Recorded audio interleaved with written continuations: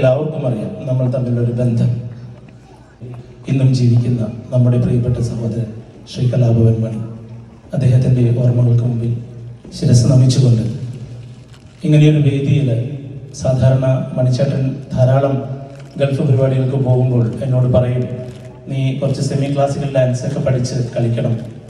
പക്ഷേ എനിക്ക് ഭയങ്കര ഒരു വാശിയാണ്.